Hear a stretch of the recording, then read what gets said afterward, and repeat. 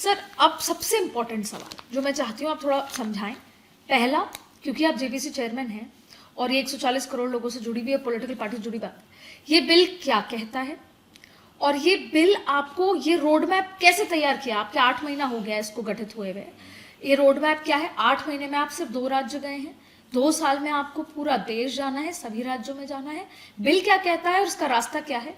कैसे पहुंचेंगे हम उस माइलस्टोन तक जहाँ पे ये कानून के रूप में होगा? नहीं, मैं पहले फैक्चुअली बता दूं, हम अभी करीब 9 मीटिंग कर चुके हैं और 5 राज्यों में और 1 यूटी में जा चुके हैं। अच्छा, अभी तक महाराष्ट्र और महाराष्ट्र, उत्तराखंड, पंजाब, हरियाणा, हिमाचल और यूटी में चंडीगढ़। आप पब्लिक से भी मिलते हैं?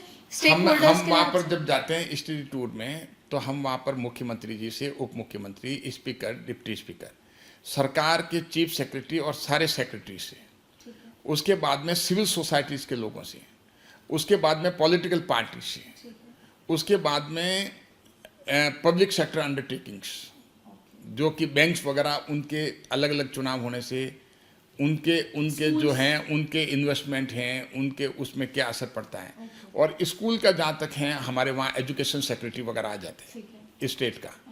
तो इनको हमने सबको कहा है कि भाई कि आप जो हैं वो एक प्रिपेयर करो अपने स्टडी।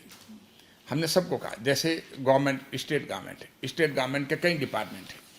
अब उन सारे डिपार्टमेंट में जैसे आप देखिए, इंडस्ट्री का है, इन्वेस्टमेंट का है, एजुकेशन का है, टूरिज्म का है, तो जो भी डिपार्टमेंट जो हैं किसी न किसी रूप में एडवर्सली अफेक्ट होता है।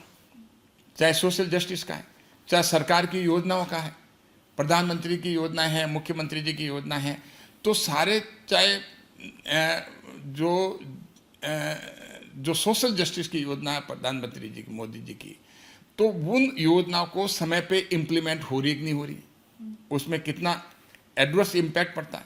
जैसे गरीब का किसी का मकान बनना है, अब चुनाव आ गए, सरकारी अफसर उस टेबल पे नहीं है, बरसात का मौसम है, आने वाला है, तो ये चीज़ें जो हैं उसमें सोशल जस्टिस में आपके मंत्रालय की कितना इम्पैक्ट है।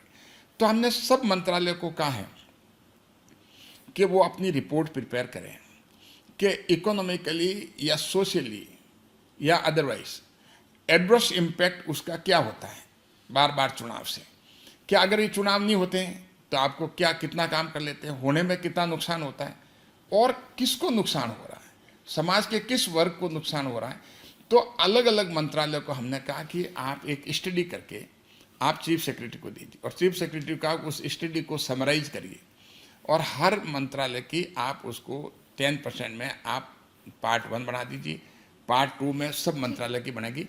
वो स्टडी हमारे पास आएगी, उसको हम जो है एग्जामिन करेंगे, हमारे लेवल पे एग्जामिन करेंगे। और इसी तरह से हमने बैंकों को भी कहा, पब्लिक सेक्टर अंडरटेकिंग का, बैंक को भी कि जैसे मान लो आपने लोन दिया है, आप इलेक्शन हो रहे हैं, अभी उसमें लेबर का माइग्रेशन हुआ, पहले से ही शुरू हो गया, वो 5 दिन 10 दिन के लिए नहीं, महीना बढ़ जाते हैं, प्रोडक्शन साइकिल डिस्टर्ब हो जाती है, डिस्टर्ब होती है, बैंक का लोनिंग वापस रिपेमेंट जो है वो अफेक्ट करता है, तो आपको कितना अफेक्ट करता है। तो इसमें सारा हमने जा करके स्टडी टूर में हमने ये, जैसे टूरिज्म का है तो टूरिज्म वाला बताया कि भाई कि हमें लॉस कितना होता है।